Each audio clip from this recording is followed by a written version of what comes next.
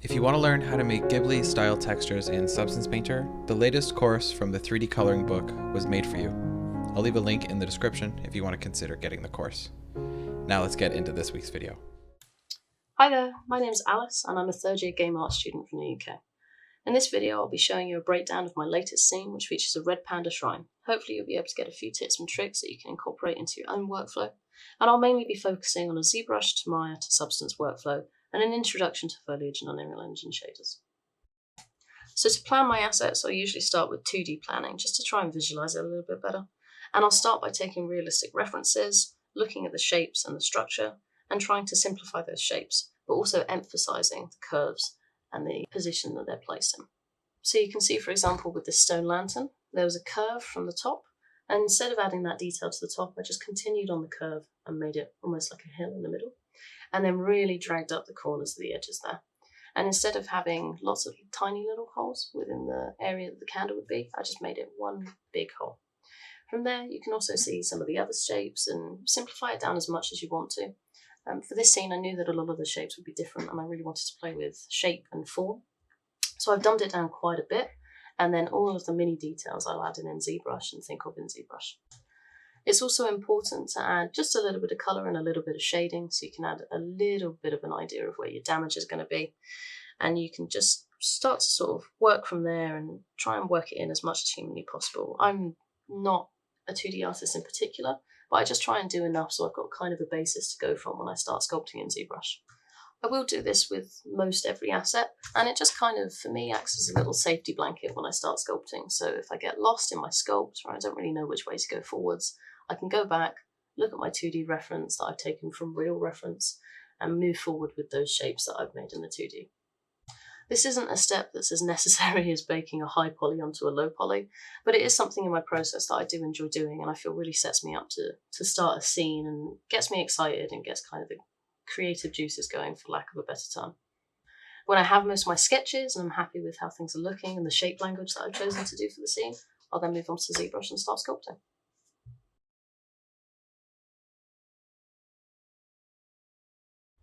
There are two ways that I then take these 2D sketches. If the shape is more organic, like the panda statues or the trees, I'll start within ZBrush with primitives. Otherwise, I'll make a block out and bring it inside ZBrush and work from there. For the former, I'll usually start with a sphere and then use the move tool and masks to bring out the general shapes, making sure to dynamesh as I go so I have a more even spread of polygons. When I have the basic forms, I can then go in with the clay build-up brush using a soft circular alpha to further refine these shapes and add smaller shapes, swapping between Z-add and Z-sub to sculpt and relieve too. From there I have my main shapes and can begin to refine with a higher poly count using Dam Standard and the trim tools, and in this case Horb's Amet Edge because I'm looking for a stone star. Sometimes these brushes change, but these are the main tools I keep in my kit for every sculpt. I'll go backwards and forwards using these different brushes and stop, take a look at the model, see how it's going, and sometimes you may even need to go back to the move tool to sort of refine forms and move things around just to make it a little bit closer to the 2D ref that we made earlier. In this specific sculpt of one of my little stone pandas, I even got to the very, very end of the sculpt and I didn't like the way that his eyebrows were lining. So I lined it up and I just moved his eyebrows forward a little bit, which gave him quite a nice expression. He looks a little bit surprised. But you can still go in and move things about and just make sure that you're happy with the way the sculpt's going. And obviously you can change things from the 2D references that you made if you don't think it's going to work quite as well in the scene that you have in your head. There's no shame in that, and it's relatively easy to do. Throughout the process, you're still learning new things and different ways to use ZBrush and different ways to move things around. So, you can always go back, and if you don't like the start of a sculpt, then just close it, start again, and use everything that you've learned previously. I find this is a really good way to do because generally the second time around it's a lot faster. And at this point, I've sculpted 4 or 5 different stone pandas, so it was relatively easy to do this one. But in the first one, it took me 3 or 4 goes before I had something that I was happy with. Alternatively, if I don't start out in ZBrush, what I'll do is I'll go into Maya and again just use primitives just to make a little base mesh that I can then bring into ZBrush. I generally don't keep the topology from that one to bake onto. I'll actually make a new topology from that. But I'll take it into ZBrush, dynamesh it, Z-remesh it, and keep it in separate subtools if it's quite a relatively complex mesh. That way it's just easier to manipulate and easier to move, and you don't have to build everything in ZBrush if you're not quite as comfortable with the software just yet. And it is then obviously easier to sort of combine everything down and make sure it all works in the right shapes that you've originally thought of without having to do all of that in a software. I just personally find it easier to do it in Maya as opposed to building things in ZBrush from scratch. So for example, with this one, I did it for the stone lanterns. So I just made a basic mesh in Maya, brought that into ZBrush, Z-remeshed, dynameshed all the separate subtools, and then I just worked into that using, again, the trim brushes, clay build-up. I used Orb Slash on this one to create little nicks in the stone. And then I also worked further and used a couple of primitives from inside ZBrush to make the candles on the inside. This is the workflow that I used for every mesh. Some of them were more complex, some of them were less complex. And I pretty much always start in ZBrush or Maya, but I'll always go into ZBrush because most of my workflow for this scene was entirely baked down, bar maybe the foliage. I really enjoy working like this. Personally, I enjoy a lot of 2D and fine art things, so it's really cool to be able to sculpt things and use ZBrush almost as if it's clay. It's one of my favourite parts of the process is the sculpting, bar the texturing. And it's just a really, really handy tool to learn and to use, and you can pretty much do everything with just the basic tools like move, clay build up, and trim, and that's pretty much what you really need to make something that you're happy with and that you're proud of. But obviously there is so much to learn in ZBrush, and you can really go forever trying to learn how to use all the different tools and all the different bits of kit that there is. But it is definitely, you can definitely make something that you're proud of with just the basics.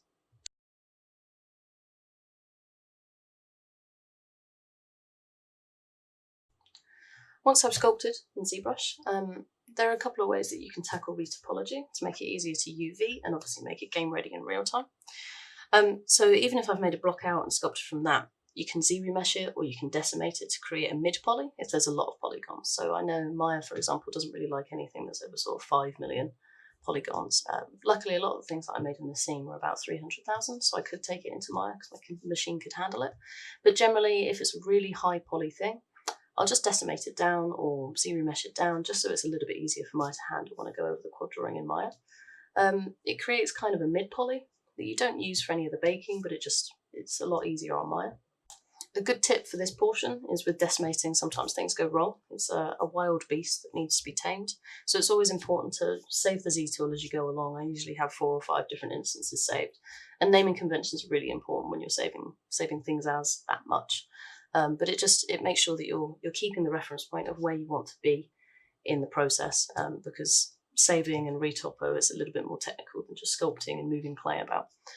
So just make sure that you're saving everything as you go, save the Z tool, even save the meshes and have folders in your file system that just say, oh, these are ones I was saving just in case. After you have your mid-poly or even a mesh of a poly level that your machine can handle within Maya, you can set this to a live surface and then you can quad draw over the top of the mid or high poly to create a low poly with a nice topology.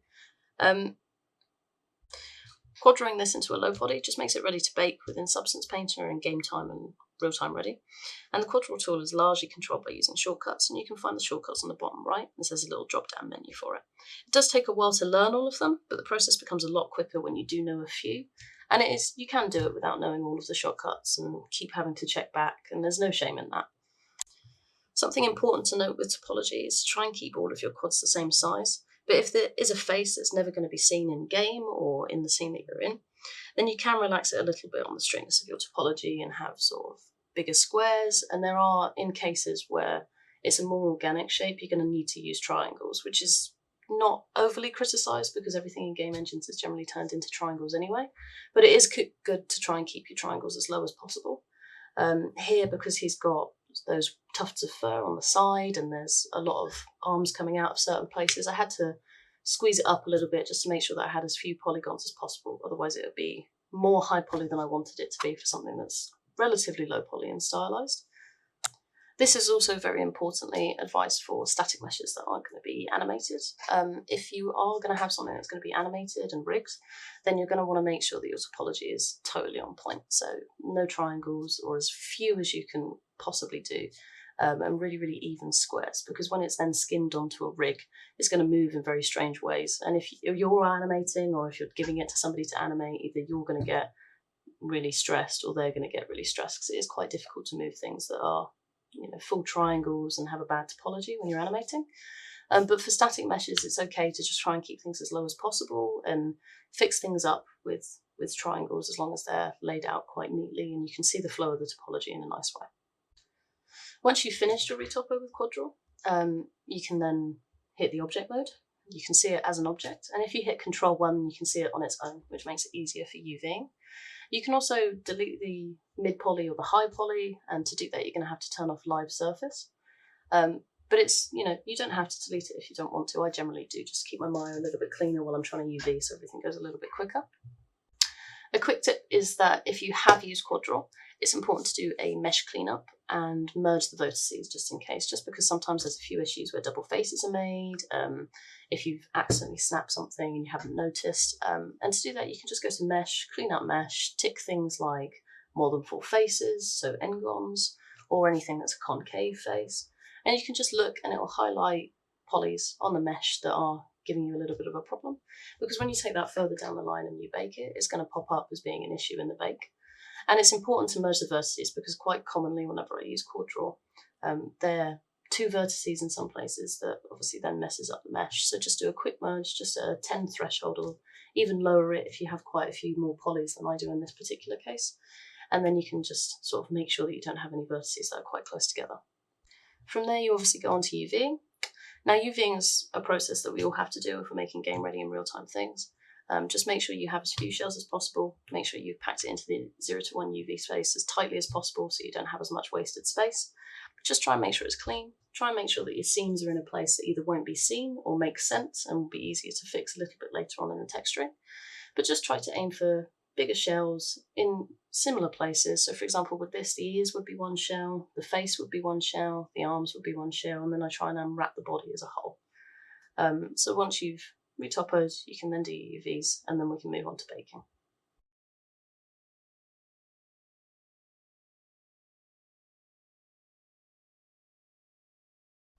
After it's been retopoed and UV'd, I can then take it into Substance Painter to bake the high poly down to the low poly. When you're doing this, just make sure to go in, make sure your UVs are looking okay first, and just make sure you've smoothed all the edges of the mesh if you're baking something from a high poly and ZBrush down to a low poly. It just means that you won't be able to see the seams as well, and there aren't going to be strange gaps in your bake. When you've uploaded the high poly mesh, just play around a little bit with the dilation width and the frontal and rear distances. You can do a test bake at 512 with the standard settings just to see how it comes out. And then from there, you can see if there are any geometry issues, or if there's any baking issues, or if it just looks low res. You can change the dilation width, do a couple of test bakes just to see how it's getting on. And then you can start to up the resolution. So I usually put mine at 4K with an 8x8 anti-aliasing subsampling. And in my max, even if I'm exporting the textures at 1K or 2K, for example, just to see what it would look like absolutely perfectly within Substance Painter. Once you finish your baking and you're happy with how it looks and there are as few artifacts as humanly possible, you can then move on to texturing.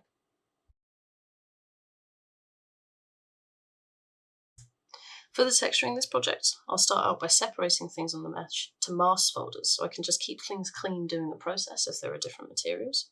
And with these folders, I'll assign a fill layer with just the colour enabled to the base colour of the material I'm aiming for. On most assets, I'll then add a few open fill layers of slightly different brightness, hues and saturations with a black mask, and then I'll fill that black mask with a grunge layer, just to add different grunges laid out over the UV space in a nice way. And then I'll put a trusty blur slope filter added to that black mask just to give it a more sort of painterly look, and you can play with the intensity, the rotation of the grunge mask, and the balance and contrast of the grunge mask as well, just to make things set off in a different place as opposed to putting all the grunges in the same place, because then they're just going to overlay each other and whichever one's at top is going to be the one that shows. Once I'm happy with all my grunges and I've laid them all out and it's looking speckled and stony, or another different material that I'm deciding to do, like wood for example, from there I can apply another fill layer that's lighter than the base colour, and I'll add a curvature generator to the black mask, and this adds a sort of highlight dependent on the edges. This sort of almost mimics where the light's going to hit it most prominently. Now you don't want to make it too bright unless there's a specific material you're going for that would be that bright at the edges, but you just want to add a little bit of a highlight to the edges, so I'll just make it a touch brighter and change the hue ever so slightly just to give it a little bit of colour variation. I'll do the same again, but instead of doing a curvature mask in my black mask, I'll do it with an AO generator. So that's ambient occlusion, and what that does is it just fills in the shadows. But it'll only fill in the shadows if you invert the mask, and that will then add levels as well. And you can play with the levels to see how big sort of the shadows from the crevices are going to be, or how small they are, how much of a blur there is. I'll then put a colour on this that sort of emphasises the colour bounce that's going to be in the scene within the shadow. Usually this is quite a saturated colour, so with the panda that I made, for example, I put red in the ambient occlusion just because of the daytime scene there would be red bouncing around, and he's got quite red fur anyway. So I put a really strong red in that ambient occlusion just to mimic the sort of colour bounce that there would be. For this stone panda, I put more of a green in there because he'd be among the grass and have sort of nice warm light coming from. So I put a bit of a green hue in there. It was a little bit darker just because the colour of the texturing is darker anyway, but if you have bright textures, you can really get crazy with the saturation of the colour on this ambient occlusion mask. From these basics, I'll create 3 paint layers. One I'll name highlights, one I'll name midtones, and one I'll name shadows. I use these just to paint out imperfections using downloaded Kyle's brushes from the Adobe Photoshop store, and I'll give it a less procedural look after using grunges and generators. Mainly this one's done in the midtone section, and you can just colour pick within Substance Painter to find the right tone, and then you can paint over any UV seams that you see. But with highlights and shadows, I'll generally paint different hues and different shadows into the underside of the meshes or the bits where the shadow would be bouncing. And I'll just paint in, I'll colour pick mainly, but I will change it ever so slightly in the hue and the saturation, just to give it a little bit of colour variation. With this stone one in particular, because I'd used the hammered tool and the trim dynamic, there are harsh edges that were touched by the curvature generator, and within those it created quite a nice area for me to put different types of shadows in. So going from really dark at the base of the mesh, and then moving up, I could lighten the colour a little bit and just fill out those boxes very lightly with a low opacity and a low flow, just to paint in and mimic any sort of light that would be hitting it. And within the highlights layer, it's quite good sometimes to get rid of total highlight edges, because sometimes the curvature map looks great in some areas and it's a little bit too intense in other areas. So you can paint this down just a little bit over the top, but it's also really good to add even more highlights in certain places. So for example, with the stone pandas, they've got these little faces that I've sculpted in, and I wanted to add a few more highlights that are a little bit brighter just to the eyes to sort of make them pop out and brighten a bit more. This might not necessarily be reflective of the lighting that they would achieve, but it just brings out the eyes and the focal point of the stone panda. I'll usually stray from this method of texturing if I'm texturing metals, which will be much simpler, and I'll just use a colour with metallic and a roughness added to the base fill layer, and maybe a lighter curvature generator on top. There are different ways to do this, and it depends if you're going for PBR or if you're not going for PBR. A lot of people who do PBR think that metals are either 0 or 1, but there are some people that disagree and think that you can play with the metallicness to get the sort of the effect that you desire. In this scene in particular, I did play with the metallics because I wasn't going for a full PBR workflow. But if you're doing this for work, for example, or for a school project, a uni project, or even just in your spare time, you just have to make sure that you understand what parameters you're putting yourself under. Make sure that flows within the entire scene. For none of this, I did 0 metal or 1 metal. And most of these things I put a 1 roughness as well in a fill layer that just had roughness, just because I wanted more of a hand painterly look. So because of that, I wasn't as strict with myself in the metals. But just make sure you know what you want to go for from the beginning of the workflow to the end of the workflow, and you don't stray from that. So just set out at the beginning of the project whether you want this to be 0s and 1 metals, or you let yourself play with the metals. It doesn't really matter either way, but just make sure you know what you're doing from the beginning so that there's continuity throughout. For this scene, I made most of the standard assets before taking them into Unreal. I had done a block out beforehand, but I then made all the assets in ZBrush and went through the entire texturing process just so I had them in my kit. So when I finally went into Unreal, it was a little bit quicker. But from here, I then went on to Foliage.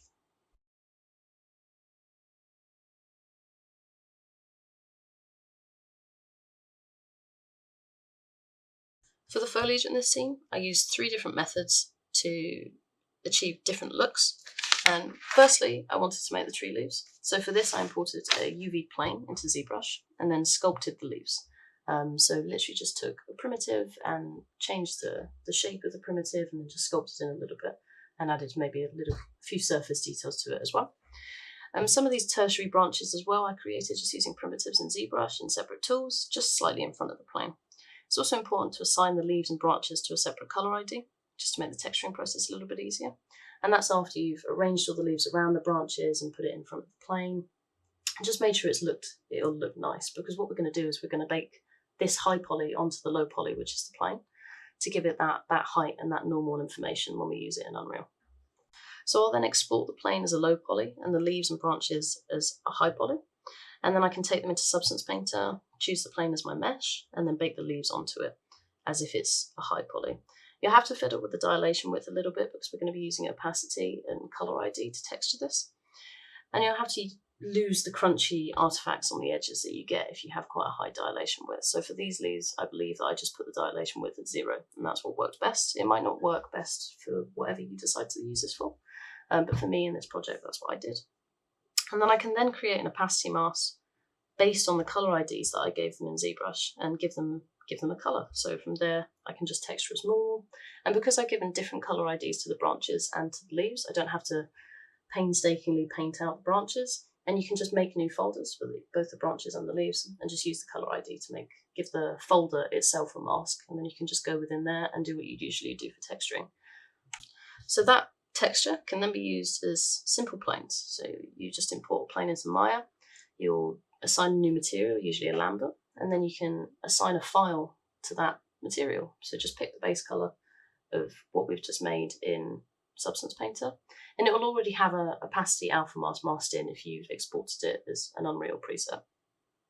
So you put it in Maya, and then from there you kind of cut around the leaves so you have as little geometry as possible, and just create canopies on the tree mesh that you already have. So I already have the tree trunk, and then you just slot everything on, use the soft select tool to curve things around and move things in certain ways, and kind of create a flow down from your trees and just place them all over the tree, and then you can just combine them.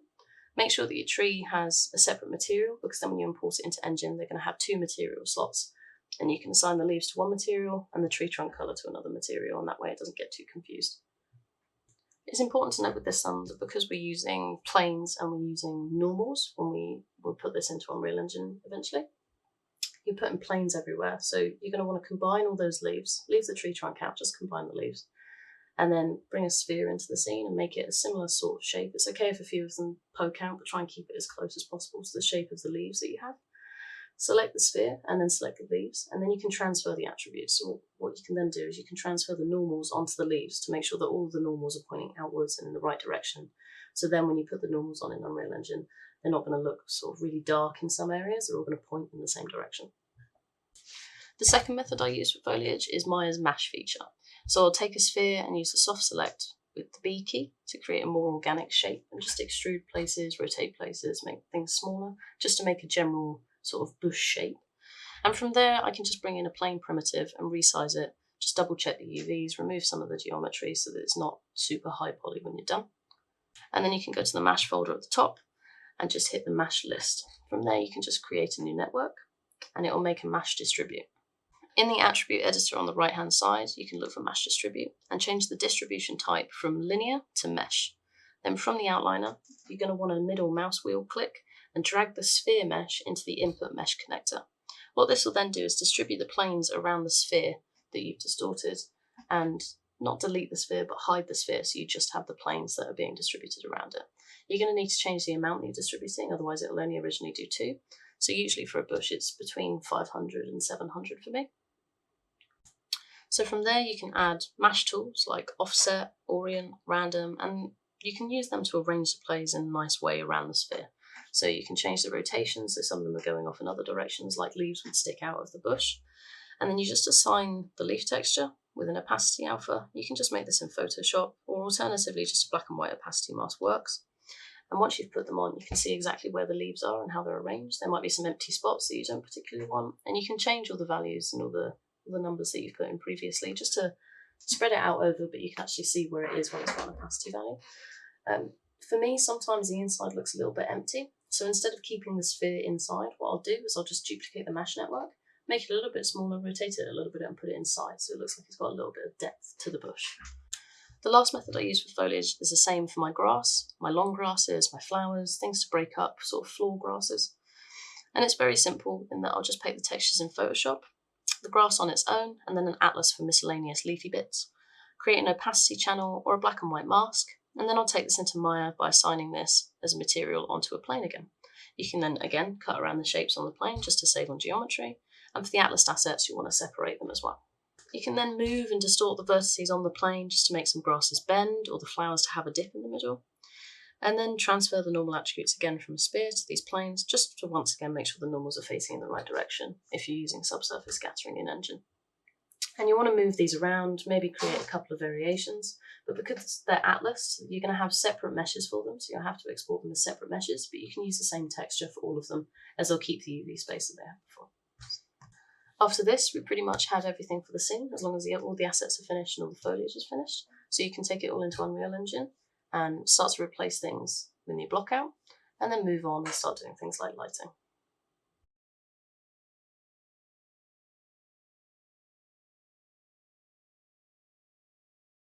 So my Unreal scene at this point is usually just a block out scene.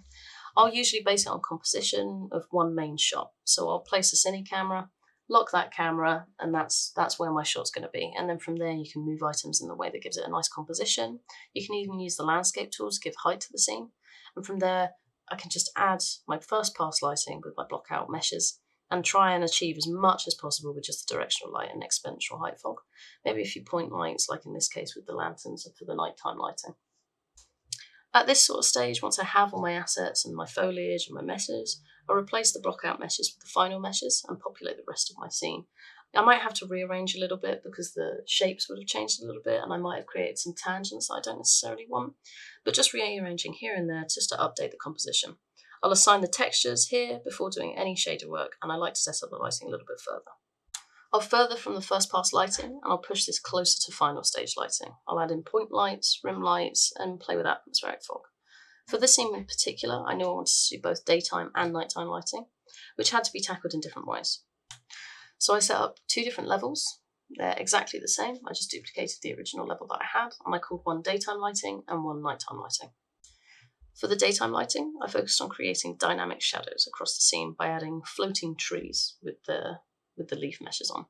And this just created some nice shadows to sort of splash across the pathway that I created up to the shine. And then I changed the light colour just to my preference. And I really found that pink gave a sort of golden hour feel to the scene. After just using the directional light, I saw that a lot of my scene was still quite dark, so I added some point lights with a high soft source and no volumetrics at all, just to bring that up a little bit to stop it from clipping into black. And then for a little bit of contrast, I changed the hue of my shadows to a nice blue colour in my post-processing volume. For the nighttime lighting, it was slightly more complicated as it dealt with more volumetric fog, emissives, and lighting situations. For this again, I just created the shadows using the directional light and added floating trees. But I also wanted to almost fake a nice moonlight beam, so I used a spotlight with a high volumetric level and an inner cone angle just to increase the intensity and decrease the fall off of the light to make it a strong sort of moonbeam. I also added more volumetric point lights to the paper lanterns to add to the emissive and create a glow in the nighttime fog, and I set this light to a warm temperature to mimic candle glow from within the lanterns. From there, again, I needed to fix a few dark spots and emphasize the edge of some of the leaves in the background, so I added basic point lights with, again, no volumetrics and a large soft source or length, just for a rim light and to bring some areas out from clipping into black again. Then I lastly made a material with just some white emissive and placed these on small sphere primitives within Unreal in the sky to mimic stars. I did try cube maps, planes, and a HDRI, but it didn't match the style of the rest of the scene in this case, so I just used the spheres and an emissive. From there, I can start to do some shader work, maybe make a few cascade particle systems, just to give the scene a little bit of movement and to help bring out the atmosphere that I've made.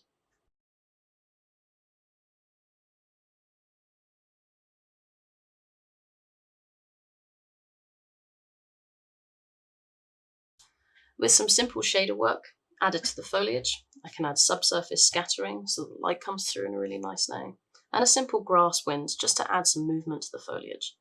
For the grass in particular, I added some dithering just to break it up from the ground because there were a few harsh lines where I'd used planes before.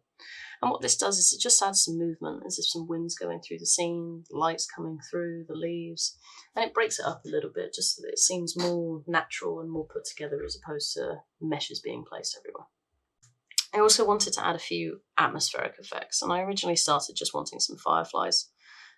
And then I decided that I wanted to make the pandas in the scene snooze a little bit, so I made a particle system where some Z's just sort of floated up. They're just simple cascade effects using particle color nodes and a translucent texture for the Z's.